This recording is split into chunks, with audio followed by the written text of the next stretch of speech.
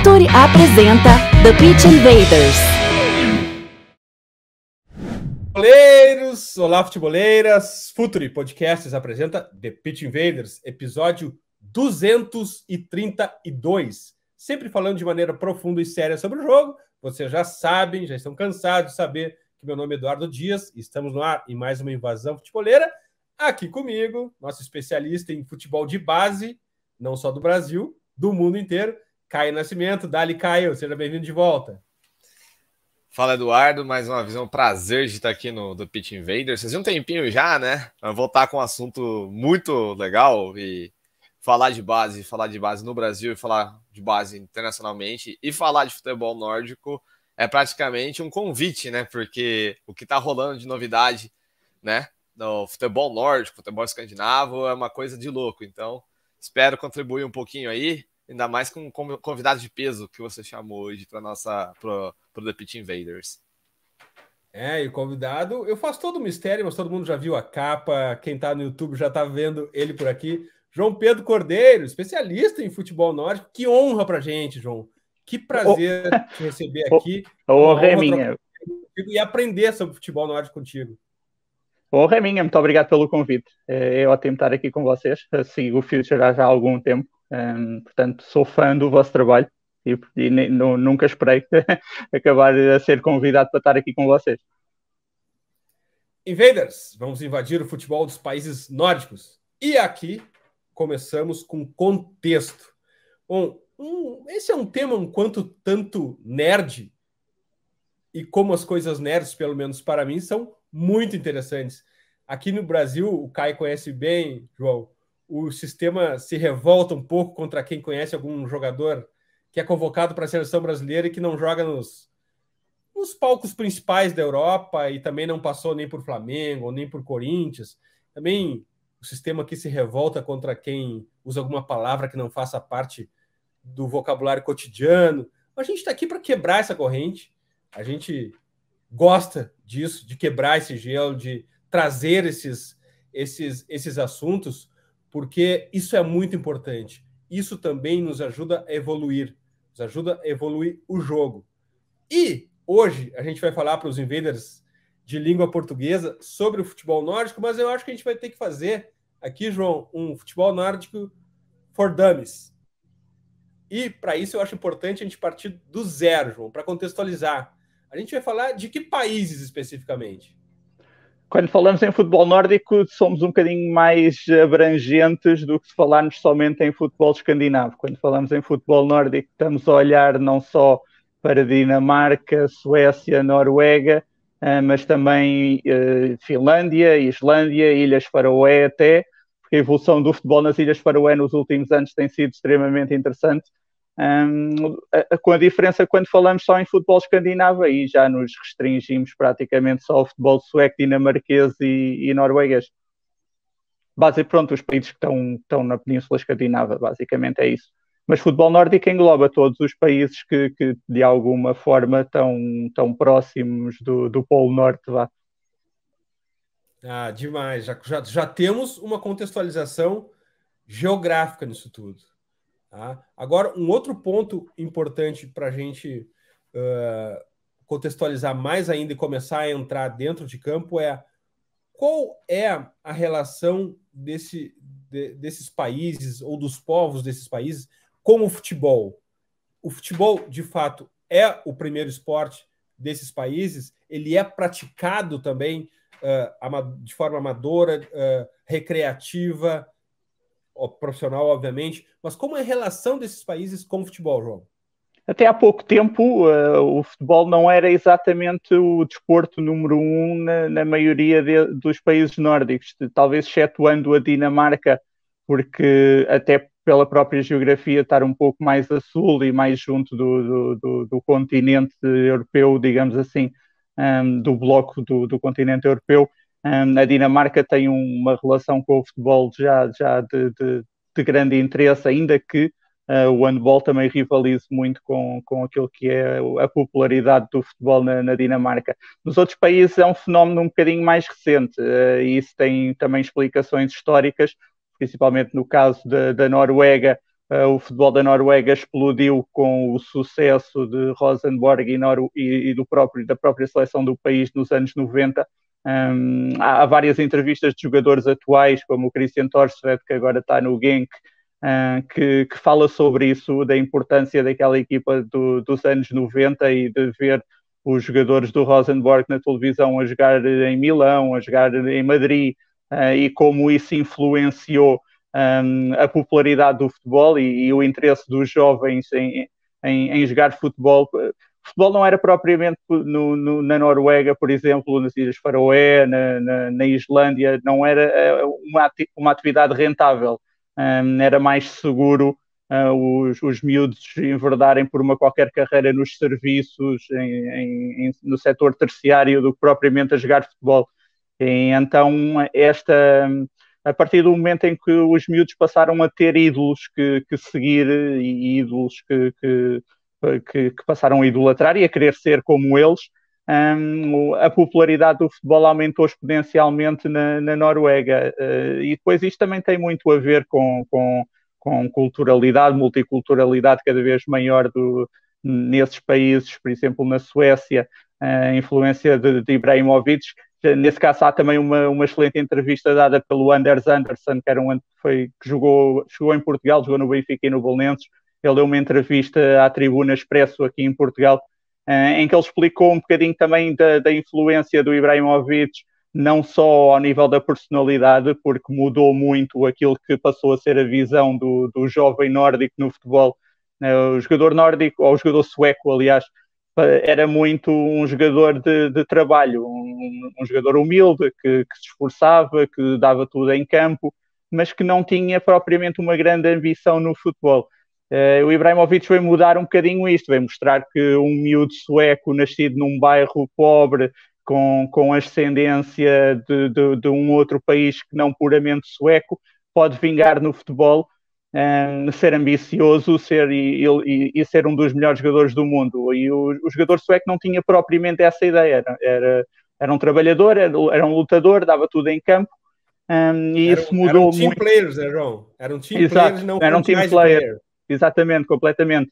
E atualmente isso vê-se também pelo perfil do jogador sueco que começa a aparecer. Kulusevski e Isaac são jogadores que têm um tipo de perfil que não é exatamente o de um batalhador, de um típico jogador nórdico que conhecíamos até aqui, mas que é um jogador ambicioso, é um jogador que tenta fazer coisas acontecer dentro de campo, ser quase um mágico, quase levar um bocadinho o vosso futebol brasileiro e a ginga brasileira para o norte da Europa. Então, nos últimos anos, o futebol ganha uma popularidade muito grande na maioria dos países nórdicos, talvez com exceção da Dinamarca, porque a Dinamarca já desde os anos 80 que tem seleções de grande renome, e lá está pela própria geografia, proximidade com a Alemanha. O futebol acabava por estar um bocadinho mais enraizado. Agora, em países como a Islândia, por exemplo, o número de praticantes de futebol continua a ser inferior aos do handball, por exemplo. Mas depois todos os desportos de inverno, isto na Finlândia e na Suécia também, por exemplo, o hóquei no gelo, o esqui alpino, têm uma popularidade que rivaliza claramente com o futebol. Portanto, no caso dos países nórdicos, não há uma popularidade tão diferente do futebol para os outros desportos, como acontece na América Latina, como acontece em grande parte da Europa. João, você acha que a introdução, especialmente a evolução, né, da tecnologia, ajudou muito o futebol nórdico? A gente tem, né, o exemplo da Dinamarca com os times dinamarqueses, o Midland, né, que é um dos times Sim. que melhor trabalha, né, o processo de scouting de todas as maneiras. Você desce para a Noruega, né, hoje você tem uma mudança, né, gradual também acontecendo.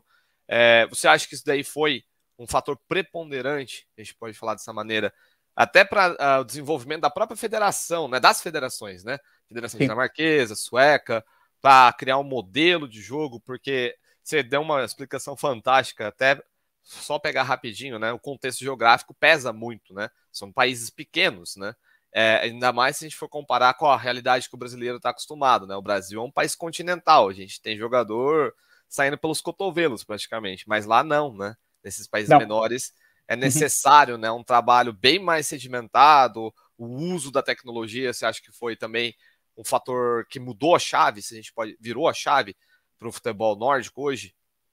Sim, Caio. Na Noruega isso é onde isso é particularmente evidente. Lá está, por uma questão geográfica, a Noruega está mais a norte ainda do que todos os outros países. E eu vou um bocadinho mais atrás, até antes da análise de dados entrar no futebol e começar também a evoluir completamente e a revolucionar completamente o futebol nórdico atual. A partir do momento, e isto aconteceu ali por volta do início dos anos 90, a partir do momento em que a esmagadora maioria dos clubes conseguiram passar a ter campos sintéticos, começaram a ter infraestruturas com campos cobertos, o perfil do jogador nórdico, e isto vê-se principalmente na Islândia e na Noruega, o perfil mudou completamente, porque passou a ser possível fazer treinos completamente diferentes, passou a ser possível formar um tipo de jogador que não era possível até então, e isso vê-se claramente no perfil do jogador que começa a sair. No caso da Noruega, isso é particularmente impressionante, porque passa a haver uma junção entre uma capacidade técnica de um jogador nascido nas melhores academias do mundo, aliado a uma genética que só é própria daquele país. E olhas para jogadores como um Haaland, como o próprio Thorstvedt, como eu tinha dito, como um Sander Berge, como um Christopher Ayer, são autênticos monstros dentro de campo, são titãs, são colossais, e com uma qualidade técnica brutal.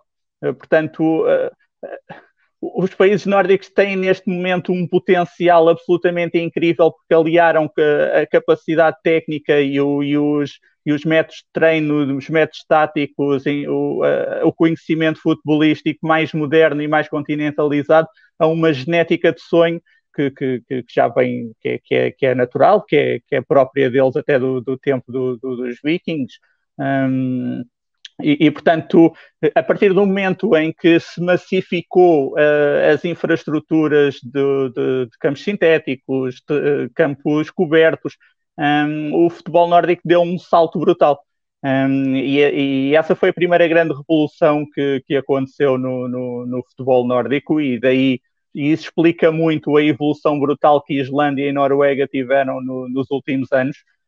No caso da Dinamarca, a Dinamarca é um país já com um grande histórico no futebol, portanto foi mais uma questão organizacional e de um plano bem definido que foi definido por Morten Olsen. É um plano que é muito baseado na filosofia de Cruyff e da filosofia do Barcelona. Foi um plano criado chamado a linha vermelha ou o fio vermelho, dependendo da tradução que queiramos utilizar. É um documento que está na net, portanto é possível de ser lido, e fazendo aqui também um bocadinho de publicidade ao meu site já agora, que é o molmagazine.pt. Quando eu escrevi uma antevisão da Superliga dinamarquesa desta temporada, para contextualizar esta evolução brutal do futebol dinamarquês nos últimos anos e o sucesso no último europeu, quer no europeu de séniores, quer no europeu de sub-21, eu expliquei exatamente o que era esse plano que foi definido por Morten Olsen. Basicamente é muito parecido com aquilo que foi feito em Inglaterra e que foi feito na Alemanha. Em Inglaterra, o English DNA, ou na Alemanha, o plano do Bertie Vogts, revolucionar por completo a forma como os jogadores eram treinados e basicamente hegemonizar o estilo de jogo em todas as camadas jovens das seleções. O aparecimento de clubes como o Midtjylland e como o Nordsjælland permitiram cobrir uma zona territorial do país que não tinha um clube e não tinha academias de clubes naquela zona, ou seja, passou a haver uma base de recrutamento muito maior nos últimos anos, e não é por acaso que Midtjylland e Nordsjælland têm sido nos últimos anos duas das principais academias de formação no futebol dinamarquês. A esmagadora maioria ou esmagadora maioria não, mas a grande maioria dos jogadores que tiveram no europeu com a Dinamarca foram formados nesses dois clubes. E depois a Suécia tem também a questão da multiculturalidade, com a influência da imigração da Guerra dos Balcãs, que deu o Ibrahimovic, que é claramente o sucesso máximo dessa integração multicultural do país, mas que recentemente também com a influência da imigração vinda da Síria, da Líbia, de países do Médio Oriente, que têm permitido também a inclusão de novos jogadores, e assim de cabeça lembram de Bilal Hussein, que está no AIK, que provavelmente vai ser uma das próximas grandes vendas da Allsvenskan nos próximos tempos. Então, sim, para resumir, claramente a tecnologia, e quando falo em tecnologia falo também dessa ao nível das infraestruturas e da disseminação de campos artificiais, permitiram mudar por completo aquilo que é o perfil do jogador nórdico, e o salto foi brutal graças a isso. E basta ver os resultados que as seleções estão a ter recentemente e a qualidade de formativa que tem acontecido. E nos últimos 2 mercados de transferências, aliás, bateram-se recordes de saídas de jogadores das ligas nórdicas para as 5 principais ligas europeias. Era uma coisa que nunca tinha acontecido, e neste momento é um mercado que é altamente explorado e onde se vai buscar grande valor. João, esse assunto é muito sexy para mim. O desenvolvimento de talentos, porque afinal de contas, nesses países nórdicos não há talentos disponíveis, como exemplo, em quantidade, como exemplo no Brasil. Ele precisa ser desenvolvido e em ambientes hostis, porque não se tem climas disponível o ano inteiro para desenvolver a céu aberto e jogarem na rua. Rasmus Ankersen fala muito sobre, né, o Gold Mine Effect, né, o efeito mina de ouro, e como, inclusive, eles produzem jogadores de hóquei mais do que em principais polos de produção de polos esportivos de hóquei na Liga Americana de hóquei. Eles conseguem contribuir com mais jogadores em quantidade, inclusive. E parece que isso começa a acontecer no futebol. É um projeto de governo, é um projeto de clube. Como é que se dá esse Gold Mine Effect no futebol, nessa área geográfica tão inóspita para um esporte de verão? Como é que se dá esse desenvolvimento de atletas, João? É um conjunto de esforços por parte de governo, de clubes, de federações, quer locais, quer a Federação Nacional. Há um grande enfoque no desenvolvimento dos atletas, em permitir a existência de infraestruturas por todo o país que permitam aumentar o número de praticantes no jogo. E depois há essencialmente um grande investimento em pessoas, e eu vejo isso principalmente pela Federação Dinamarquesa, que vai buscar treinadores estrangeiros, vai buscar formadores estrangeiros, e que traz o conhecimento de outras paragens. Exatamente, sim.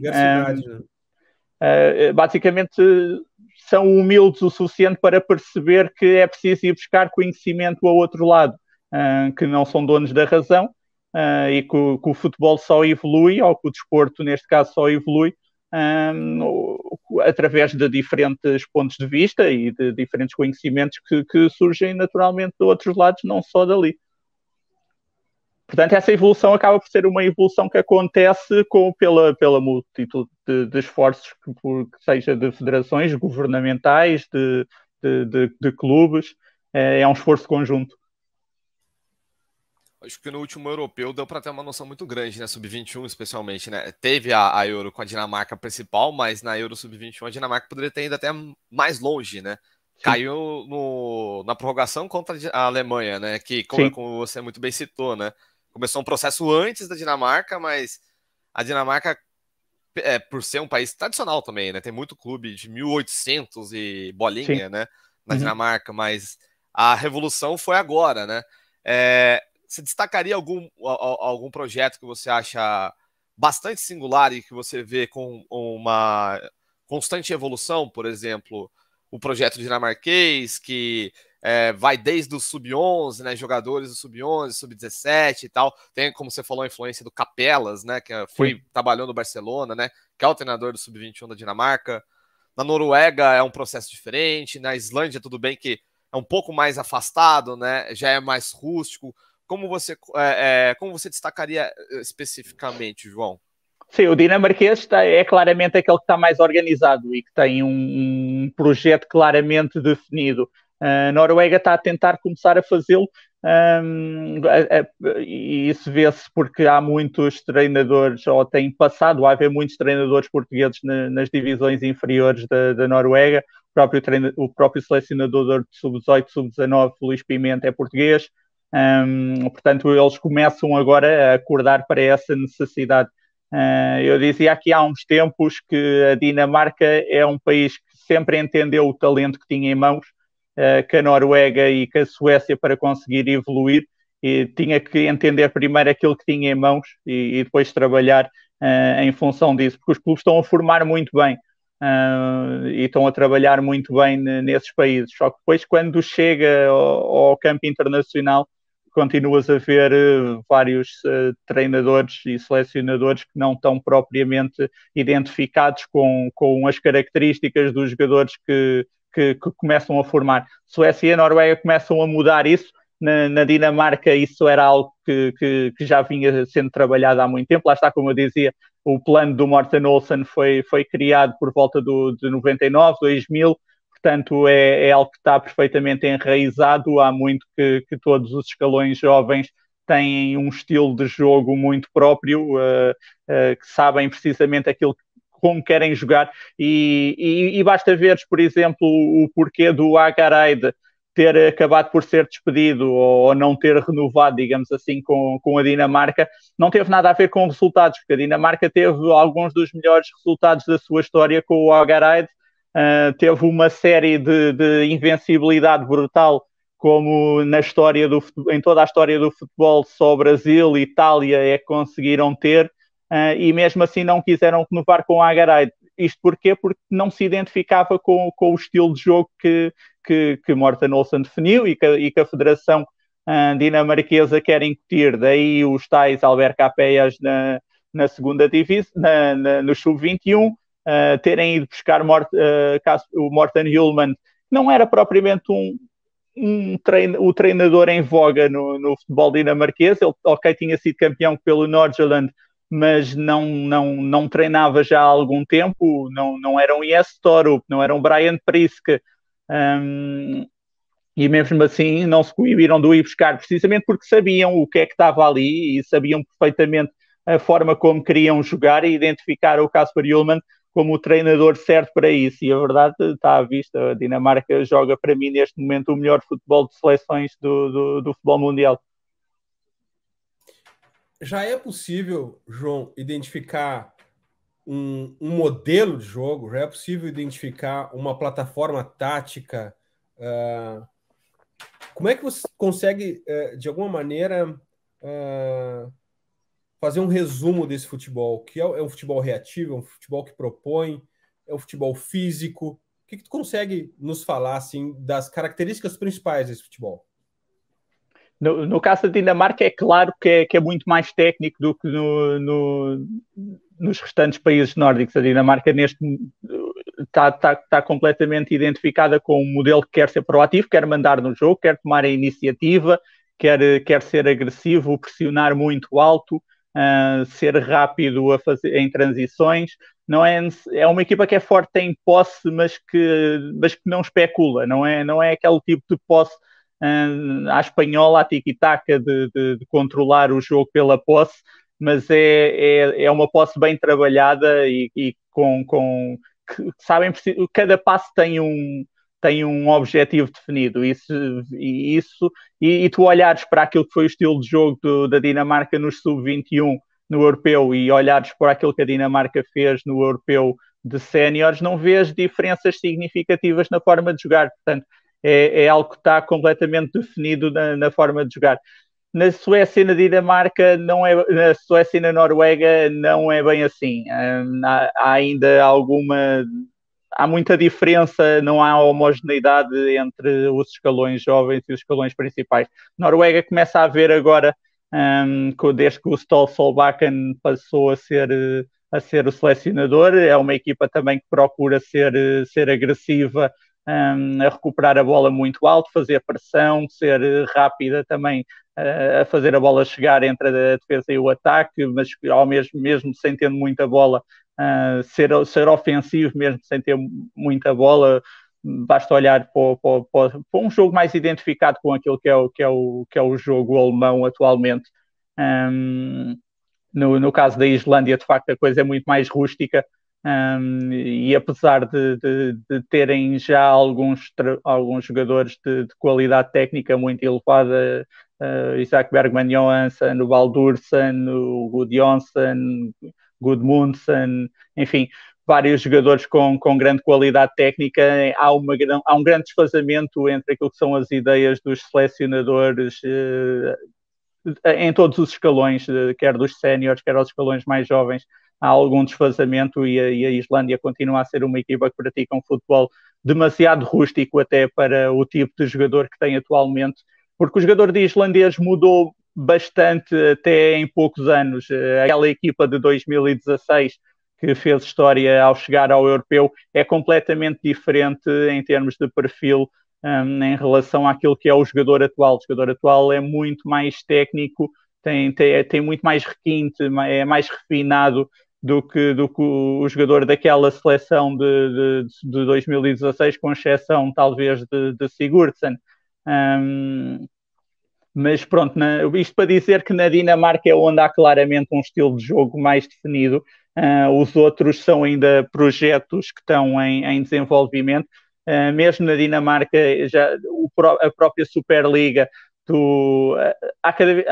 praticamente todas as equipas já procuram ter uma identidade de jogo, e isto varia não só de posse de bola, claro, mas com que não se limite no pontapé para a frente, na correria, como era normal no futebol nórdico até há pouco tempo. No caso da Noruega, isso começa a acontecer agora com o Bodo Glimt, e acho que o Glimt veio revolucionar por completo a forma como o futebol de clubes se vai passar a jogar na Noruega nos próximos tempos. É uma pedrada enorme no charco. Nunca se tinha visto uma equipa jogar assim na Noruega, e tenho a certeza absoluta que vai acabar por influenciar toda a restante competição. Na Suécia também há um misto. Há equipas que são físicas, e depois tens, e vou já agora aproveito para dizer que a melhor equipa para mim, a melhor equipa atualmente a jogar no futebol nórdico está na Suécia, é o Kalmar, por estranho que possa parecer. Uma equipa de meio da tabela, mas que acho que não há mais nenhuma equipa em qualquer um dos países nórdicos que jogue tão bem como o Kalmar. A diferença é que depois a qualidade individual nem sempre acompanha os processos coletivos, mas ver um jogo do Kalmar é assistir a um excelente espetáculo. É uma equipa que faz controle do jogo pela posse, e eu nem sou propriamente o maior fã de controle de jogos de equipas que gostam de controlar e ter praticamente a posse de bola toda para ele. Normalmente estou mais identificado com um futebol mais alemão, mais gegenpressing, mais Rangnick, mais Klopp. Mas o Kalmar de Henrik Rydström tem sido absolutamente fascinante de acompanhar. Ele já tinha transformado, aliás, o Sirius, também uma equipa de média dimensão na época passada, já tinha feito o Sirius a equipa que eu gostei mais de ver na Allsvenskan no ano passado, e este ano claramente o Kalmar tem sido a equipa que mais me tem fascinado. Bem-vindo ao time dos fãs do controle do espaço. Exato, é mais isso. Você citou, João, né, uma situação muito legal, inclusive a pergunta que eu quero te fazer. ultimamente tem saído muito talento interessante, né? Você citou o Bilal Hussein, que é um 5 muito bom, né? Já saiu o Aymar Cher, né? Que saiu do Hammarby e foi pro Spezia, ele, inclusive, jogou no Rio Grande do Sul, onde está o Eduardo, né? Ele fez a Copa Ipiranga, participou da Copa Ipiranga, talentosíssimo. Mas ainda tem mais outros caras, né? Para sair, a geração da Noruega, né? Não é só o Haaland, né? Tem o Larsen, tem o Hove, tem o Hugo Vetlesen, né? Você acha que para eles darem um próximo passo, aí eu vou fazer uma comparação rápida, eu prometo. Eles conseguem se maturar, mesmo estando numa liga, por exemplo, aos Kavetskan, desculpa a pronúncia, tá? Acho que eu vou errar tudo aqui, mas a liga sueca, a liga da Noruega, elas ainda estão um patamar abaixo, né? Sim. Especialmente se for considerar por exemplo, até a Eredivisie, né, que usa muito, né, isso, né, vai buscar muito jogador lá, campeonato holandês. Eles conseguem dar o próximo passo para um clube grande, ou eles precisam fazer, por exemplo, o que acontece com o caso do Elanga, né, que inclusive é um dos destaques da Euro Sub-21 pela Suécia, né, que lidera o grupo dela. O Elanga tá na base do Manchester United. Como é que você vê essa dualidade, digamos assim? Tem bastante talento, mas a competitividade pode ser uma coisa que afasta um pouco. Sim. Acho que infelizmente, ainda há uma grande diferença de patamar entre as ligas nórdicas, por muito interessantes que elas possam ser e por muito que eu gosto de as acompanhar. É claro que há uma grande diferença de competitividade e de qualidade global da liga para as principais ligas europeias, e mesmo nas principais ligas europeias eu incluo uma liga belga, uma liga russa, uma liga holandesa, porque tem-se visto nos últimos tempos jogadores que estavam a dominar por completo as ligas nórdicas e depois têm grande dificuldade em acabar por dar o salto. Há exceções, claro. Sulemana, o Kamaldeen, saiu do Nordsjælland e está a partir tudo em França, mas depois o Auga teve dificuldades no Milan, não tem sido um titular indiscutível em Frankfurt. O Jesper Lindström fez uma época absolutamente incrível o ano passado no Brøndby e foi claramente o grande responsável pelo Brøndby ter sido campeão. Não tem conseguido impor-se no Eintracht também. O próprio Sander Berge demorou um bocadinho a conseguir ganhar estatuto na Bélgica. O Torsved só agora começa a ganhar algum estatuto, ainda que tenha tido várias lesões que lhe dificultaram o processo. Ou seja, mas isto para dizer que e falavas há bocadinho no Aymar Cher, por exemplo. O Aymar Cher fez coisas fantásticas no Hammarby o ano passado, e nem sei se já jogou pelo Spezia. Eu tenho tentado ver o Spezia, mas cada vez que vejo que o Aymar Cher não vai jogar, nem sequer me dou ao trabalho. Os jogadores que saem para a Bélgica, que saem para a Holanda e têm tido alguma dificuldade em impor-se. Portanto, ainda há um salto significativo das ligas nórdicas para as principais ligas europeias. O que eu tenho a certeza absoluta é que, com alguma paciência, continuam a ser jogadores com um potencial brutal, que têm tudo para atingir patamares muito elevados, mesmo que a adaptação inicial seja um pouco mais complicada. 90 segundos de water break, já voltamos. Fala, futeboleiros, tudo bem? Eu espero que vocês estejam gostando do episódio de hoje. Mas antes de seguirmos com esse bate-papo, eu quero fazer um convite para vocês. Se você quiser receber conteúdo exclusivo no site, ter acesso às matérias fechadas, vai lá na aba Club e faça parte do Futuri Club por apenas R$12 mensais, ou até mesmo em planos semestrais com desconto, ou até mesmo anuais. Você ainda vai ter direito a desconto nos cursos do Futuri, então fique ligado. Além disso, eu quero lembrar para vocês que esse episódio também tem o apoio do Futuri Pro, o departamento de análise e mercado do Futuri. Seu time gasta menos dinheiro e ganha mais jogos. Para mais informações, mande um e-mail para comercial@futuri.com.br. E complementando esses comerciais, se inaugurou a loja do Futuri. Só ir em futuri.com.br, escolher seus produtos. A clássica camisa Midfielders Rolls já está lá. E quem sabe a gente até começa a descrever nos próximos dias aí qual é a função de cada um dos midfielders que estão lá. João, estamos a um ano da Copa do Mundo.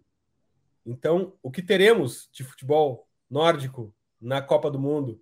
E aqui aqui no Brasil, a gente olha muito só para o Brasil. A gente não levanta a cabeça para absolutamente nada. A gente despreza o mundo em nossa volta. E geralmente nós somos surpreendidos. Da onde saiu essa seleção? Quem é esse jogador?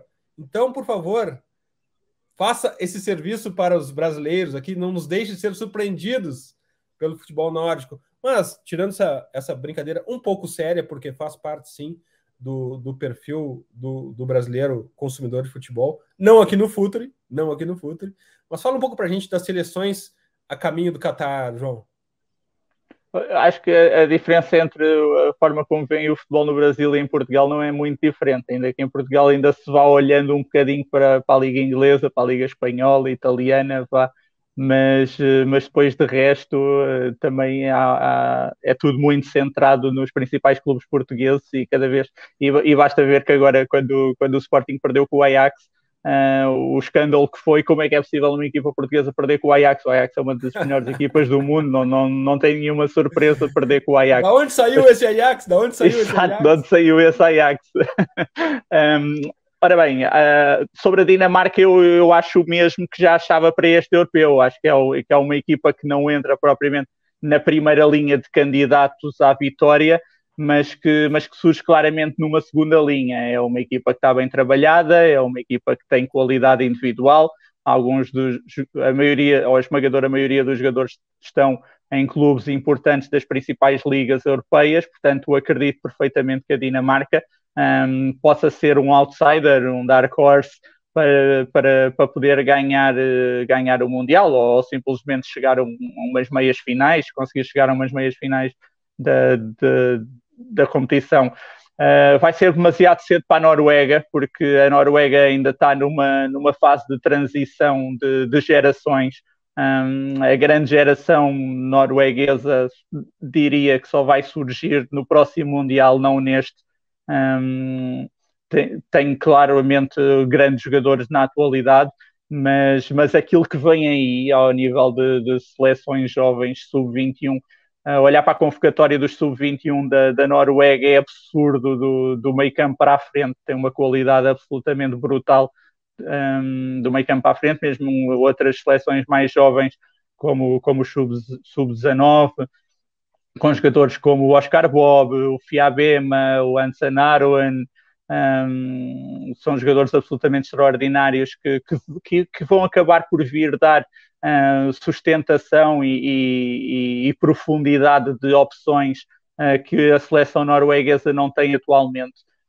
Apesar de ter grandes jogadores como o Odegaard, como o Haaland à cabeça, falta-lhe consistência em todos os setores. Há uma clara distinção de qualidade entre o setor defensivo e o setor ofensivo da Noruega neste momento, que ainda não lhe permite para ser particularmente competitiva, mas a partir do momento em que jogadores como Bjorkan, como Holmgren Pedersen, como o Borchgrevink,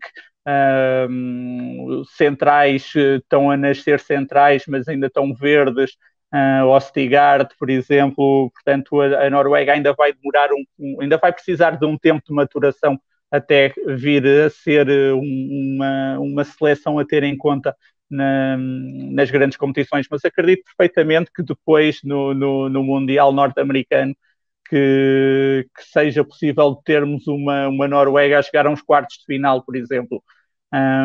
Suécia é um caso estranho. Suécia... Suécia é muito difícil de definir e vou-me sempre recordar daquilo que o Lagerbach, acho que foi Lagerbach que disse, ou já foi Janne Andersson em 2016 na Rússia, que 18 na Rússia, estou bloqueado, não sei, mas pronto, no Mundial da Rússia, em que ele basicamente disse que a Suécia é uma seleção fácil de estudar, mas que é difícil de contrariar. Isto para dizer que tu olhas para as convocatórias da Suécia e estão sempre ali nomes que já não deviam estar.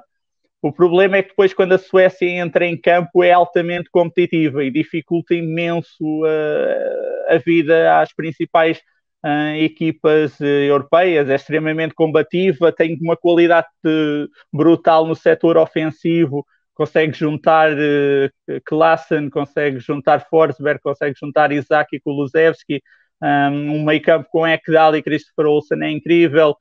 Portanto, é uma seleção que, do ponto de vista ofensivo, tem capacidade para ferir qualquer equipa. Mas ao mesmo tempo, é uma equipa que tem as suas vacas sagradas, como se diz em Portugal. Os jogadores que não têm propriamente nível individual para estar àquele nível, ou para estar ali naquelas competições, mas que são altamente competitivos, e o Janne Anderson gosta deles e tem um estilo de jogo perfeitamente definido, ainda que algo arcaico, mas que torna muito difícil serem contrariados. Portanto, um bom resultado. A Suécia é sempre, não há meio termo com a Suécia, ou faz um excelente Mundial ou acaba por não passar a fase de grupos, por exemplo. Da Islândia não espero grande coisa nos próximos tempos, mas claramente as Ilhas Faroé vão ser campeãs do mundo nos Estados Unidos. Você citou o Kalmar anteriormente, né, como um time que te agrada bastante. Você conseguiria citar outros planos, assim, até eu digo planos mesmo, assim, não necessariamente uma equipe, que você acha que, por exemplo, até pela pegada, né, que o Eduardo deu, né, tipo, de como o brasileiro vê, né, o futebol que não pertence ao Brasil, geralmente tem o preconceito, olha, torce o nariz, né, mas, assim, o que você acha, assim, que seria agradável? Um clube agradável, o estilo de jogo agradável, além do Kalmar que você citou. Pode ser de qualquer outro lado, pode ser, por exemplo, o Rosenborg, o Copenhagen, né, na Dinamarca, que levou o Johansson. O que você poderia dizer pra gente, João? Tive um colega vosso no outro dia que me mandou mensagem a dizer que viu um jogo da Suécia e jurou para nunca mais. O azar dele foi que viu o AIK contra o Halmstad, e o Halmstad é provavelmente a equipa que pior joga no mundo. Então, e o AIK fora de casa também não é particularmente forte, é uma equipa completamente diferente que a jogar em casa de jogar fora. Portanto, acabou por ter azar e não consegui converter aquele seguidor. Acho que, para além do Kalmar, a questão com os países nórdicos tem mais a ver com a observação de jogadores individualmente do que propriamente grandes equipas. Não há, de forma geral, uma grande equipa ou um grande projeto, equipas que jogam muito à bola. Kalmar é claramente Kalmar e Glimt e Bodo Glimt são claramente exceções dentro dos principais países nórdicos.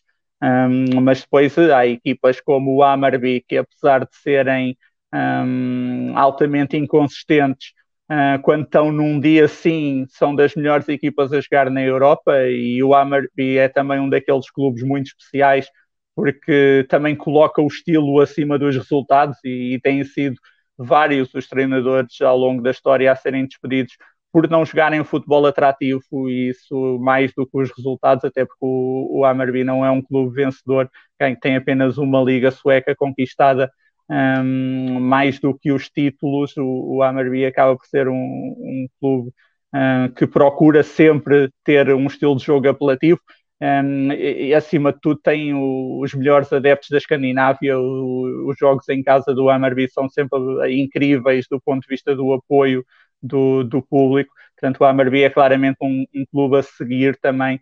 Na Dinamarca é inevitável olhar para clubes como o Midtjylland ou o Nordsjælland, ainda que o Nordsjælland este ano tenha tido claramente uma quebra de forma e não esteja a conseguir ser competitivo como foi em anos anteriores. Há ali decisões muito estranhas, porque aqueles que são os meus dois jogadores preferidos, ou dois dos três jogadores preferidos do Nordsjælland, que é o Jakob Steen Christensen e o Andreas Schjelderup, praticamente não jogam, têm jogado muito pouco, e parece-me um pouco estranho isso acontecer.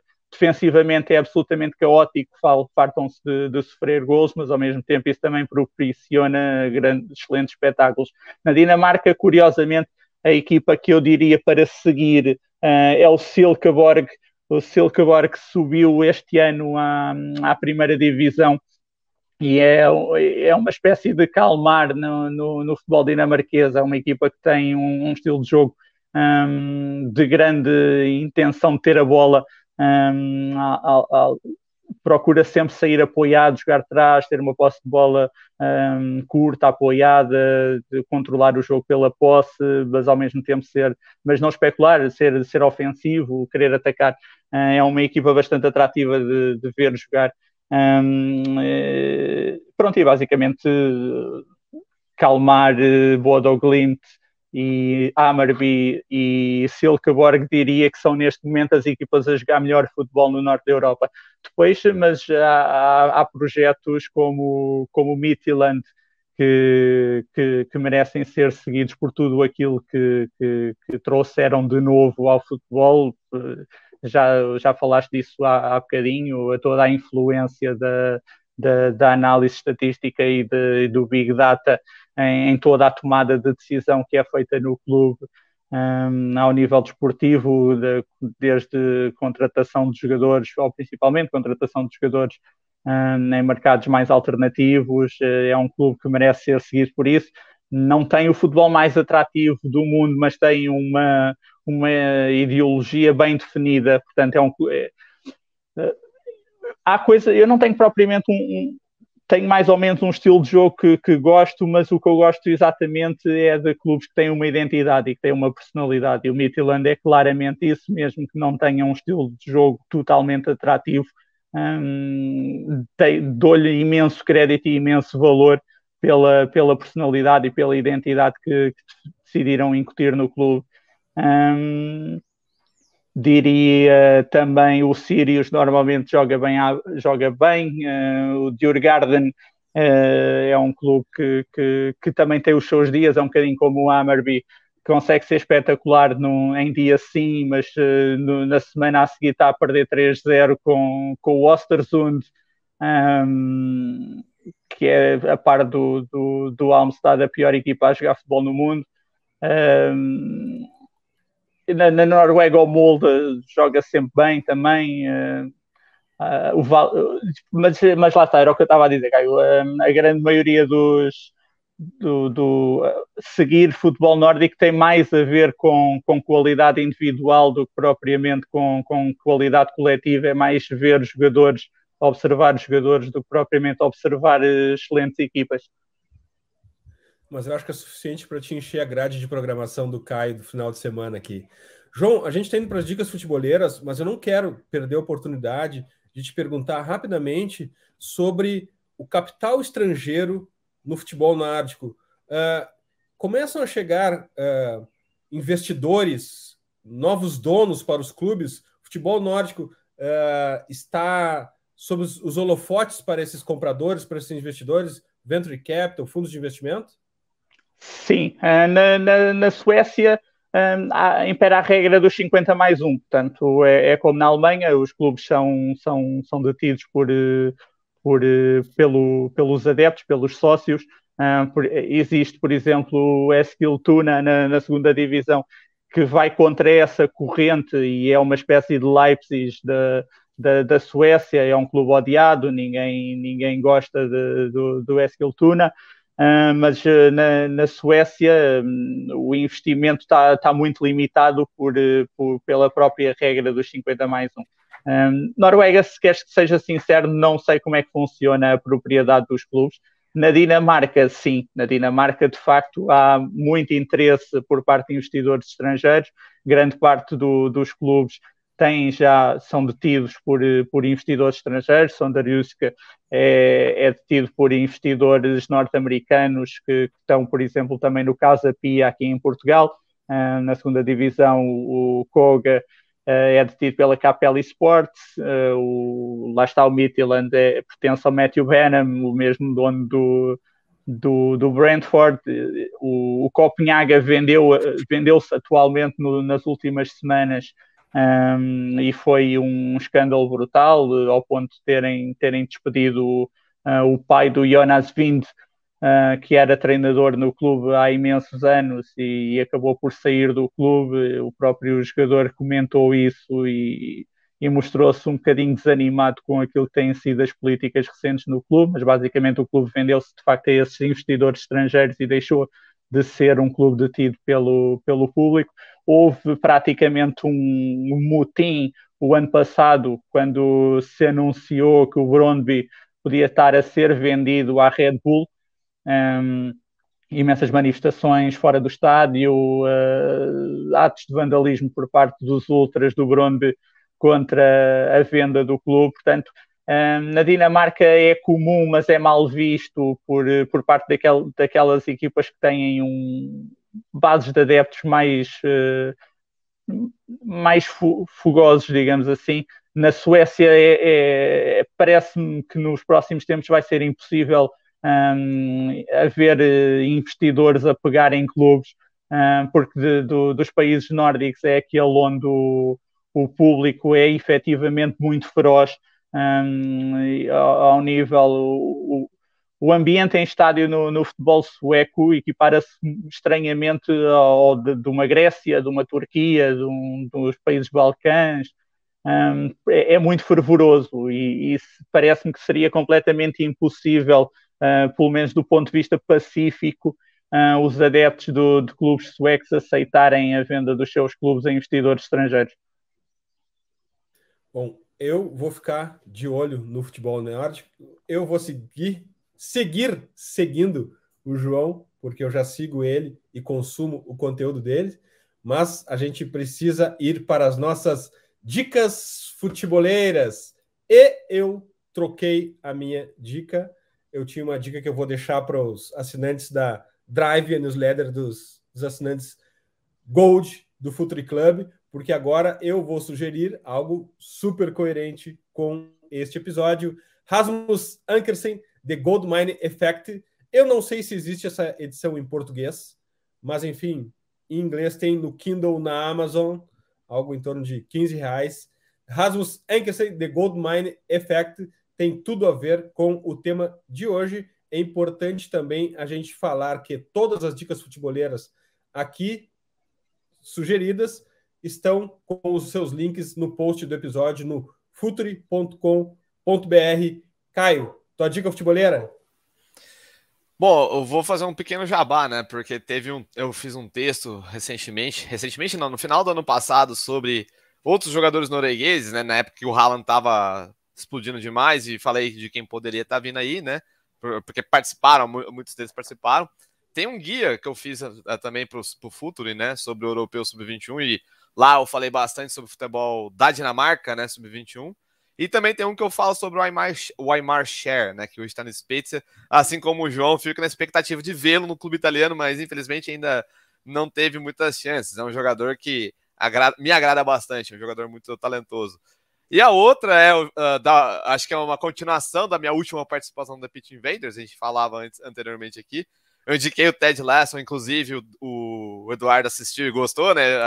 Achei que vocês não fossem gostar tanto, mas acabou pegando todo mundo. É a segunda temporada, né? Pra quem não viu a primeira, assista a segunda. É totalmente diferente. A primeira, aquele. E pra quem não gostar, né? pra quem não gostar, Caio, dê 3 episódios de chance que vai se apaixonar por Ted Lasso. Né?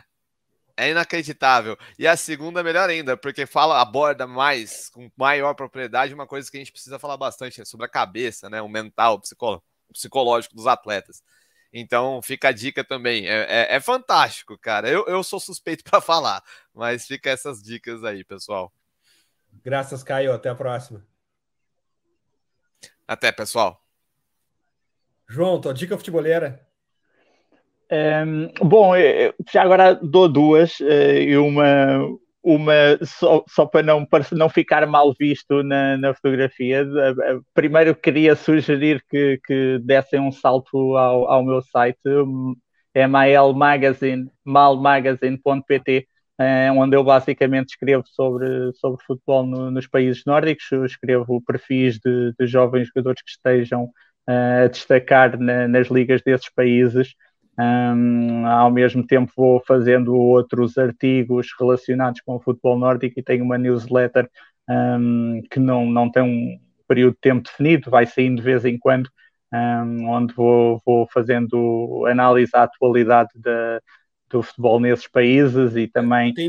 Tem dicas de Football Manager lá também, não tem? Tem dicas de Football Manager, exato. Aproveitei que está praticamente a sair a nova edição e fiz um artigo sobre alguns desafios para uma nova campanha no FM.